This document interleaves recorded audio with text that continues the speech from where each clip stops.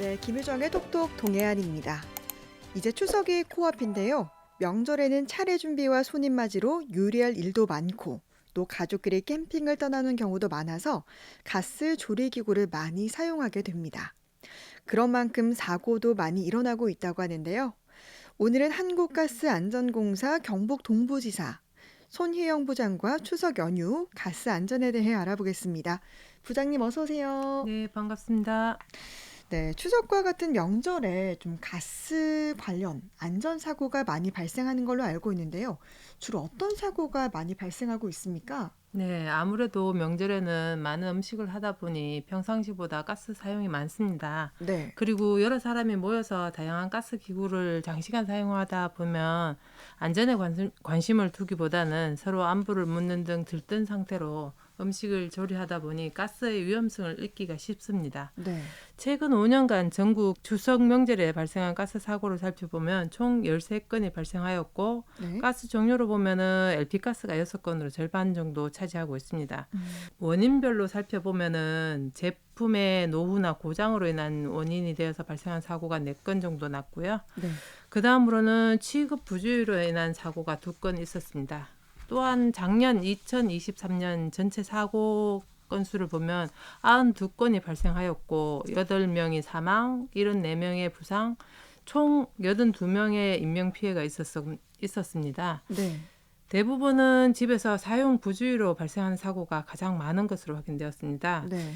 집에서 대형 사고가 이어질 수 있는 위험성이 큰 만큼 가스를 사용할 때 안전수칙을 지키는 것이 필요하겠습니다. 네. 네, 명절 음식을 조리하면서 휴대용 가스레인지 많이 사용하는데 휴대용 가스레인지를 안전하게 사용하는 방법도 좀 안내해 주세요. 네, 휴대용 가스레인지는 사용법도 간단하고 휴대나 보관이 편리하다 보니 많이 사용하고 계십니다. 네. 근데 잘못된 방법을 사용하셔가지고 가스 사고 또한 많이 발생하고 있습니다. 네. 말씀하신 대로 추석 음식 준비에도 휴대용 가스레인지를 사용하시게 될 텐데요. 많은 주의가 필요합니다. 우선 부탄캔을 제대로 잘 장착하여 가스가 새지 않도록 하여 주시고요. 네. 무엇보다 중요한 것은 불판의 크기입니다. 네. 명절에는 다양한 전 종류를 많이 한꺼번에 조리하게 되기 때문에 큰 프라이팬으로 전을 굽는 경우가 많습니다. 네. 이런 경우에는 정말 위험합니다. 휴대용 가스레인지는 가스가 들어있는 캔이 화구 바로 옆에 붙어 있다 보니 단캔을 덮을 수 있는 큰 불판으로 조리를 하게 되면 네. 불의 영향이 고스란히 부탄캔으로 전달되어 폭발할 수도 있습니다. 네. 부탄캔 장착 부위를 덮지 않는 적당한 크기의 조리기구를 사용하시는 것이 안전합니다. 네. 급하다고 2대의 연소기를 연결해서 사용하시는 경우가 있는데 네네. 그런 경우에는 절대로 안 됩니다. 그것 오. 또한 굉장히 위험한 방법이고요. 네. 가족들이 한 곳에 모이다 보면 삼겹살 등을 맛있게 구워 먹기 위해서 돌판이나 뭐 알루미늄 포일 같은 석쇠를 사용하기도 하는데요. 네. 이것 또한 위험합니다. 이런 행위는 자제를 해주시고요. 네. 예, 휴대용 가스레인지를 사용하실 때 가장 중요한 것은 적당한 크기의 조리기구를 사용하셔야 안전합니다. 네. 그리고 가스가 잘 나오지 않는 경우가 있는데요. 그럴 경우에 부탄캔을 직접 가열하시거나 휴대용 가스레인지 옆에 두고 열을 받게 하는 경우가 있습니다. 이것 또한 폭발로 이어질 수가 있기 때문에 네. 분리된 부탄캔은 따로 안전한 장소에서 보관해 주시는 게 좋을 것 같습니다. 네. 그리고 또한 다 사용한 부탄캔은 환기가 잘 되는 실외에서 안전하게 구멍을 뚫어 분리 배출해 주시기 바랍니다. 휴대용 가스레인지는 안전하게 사용하는 방법은 어렵지 않습니다. 조금만 주의를 기울인다면 가스 사고 없이 안전한 추석을 보낼 수 있습니다. 네, 정말 저는 불판의 크기가 이렇게 중요한지 몰랐는데 네. 노희 씨가 알게 되는 것 같아요. 네. 조금만 위험해도 하지 않는 게 좀 중요할 것 같고요. 그렇죠. 네, 이 정도는 괜찮겠지? 하다가 사고가 정말 네. 정말 주의가 필요한데 네. 그러면 가스 사고가 발생했거나 가스가 누출이 되면 어떻게 대처를 해야 하나요? 가스가 누출이 된다고 판단될 때는요.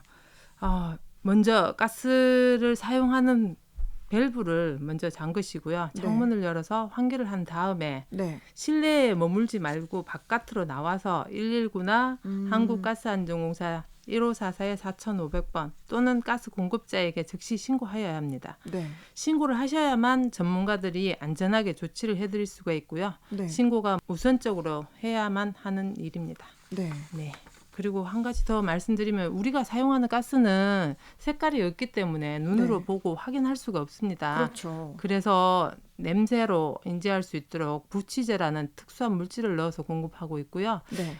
마늘 섞는 냄새와 비슷한 이상한 냄새가 나면 가스가 샌다고 의심을 하시고요. 네. 전기 제품 만지지 마시고 신고를 바로 해주셔야 될 것 같습니다. 네. 네. 마늘 썩는 냄새가 나면 일단 누출을 의심하고 신고하는 게 중요하다라는 말씀해 주셨는데요. 네, 네. 명절에 가스 사고를 예방하기 위해서 우리가 지켜야 할 예방 수칙이 있다면요? 명절에는 모두 들떠있기도 하고요. 할 일이 많아서 굉장히 바삐 움직입니다. 네. 더군다나 이번 연휴는 5일이나 되다 보니 가스 사용량이 많을 것으로 보입니다. 네. 이럴 때일수록 더욱 안전하게 가스에 대해서 경각심을 가지시고 미리미리 시설에 대한 점검을 하시고요. 사용 중에는 꾸준한 관심을 갖고 사용하시는 게 좋을 것 같습니다. 네. 그리고 고향길에 오르거나 아니면 또한 외출을 하기 전에는 반드시 가정 내에 가스레인지 밸브를 완전히 잠그고 떠나는 것이 안전할 것으로 판단됩니다. 네. 정말 말씀하신 것처럼 이번 추석은 연휴 기간이 길다 보니까 또 캠핑을 가는 분들도 있을 텐데요. 캠핑장에서도 종종 사고 소식이 들리더라고요. 주로 어떤 사고들이 많이 일어나나요? 네, 요번은 5일 정도 되고요. 또 네. 중간에 휴가를 내시면 거의 열흘 정도 네. 쉬시게 되는데요. 그렇죠. 예, 캠핑을 가시는 분이 많을 것으로 보입니다. 캠핑장에서 주로 발생하는 사고는 일산화 중독 사고가 굉장히 많이 일어나고 있고요. 네. 텐트 안에서 난방을 위해 가스 난로를 사용하거나 어둠을 밝히기 위해서 가스 등을 사용하는 경우가 있는데요. 네. 이는 연소 과정에서 일산화탄소 중독 사고가 일어날 수 있습니다. 네.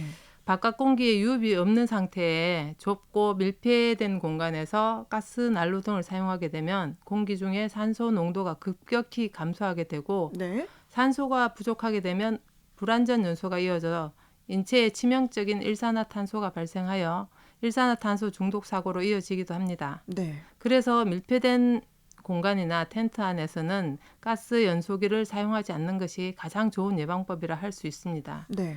불가피하게 텐트 안에서 가스를 사용하게 된다면 충분히 환기가 되는 가운데 사용하시고 어지러움이나 메스꺼움과 같은 이상 증세가 느껴진다면 사용을 즉시 중단하여야 합니다. 네. 정말 이렇게 좀 캠핑을 하다가 일산화탄소 중독 사고가 꽤 있더라고요.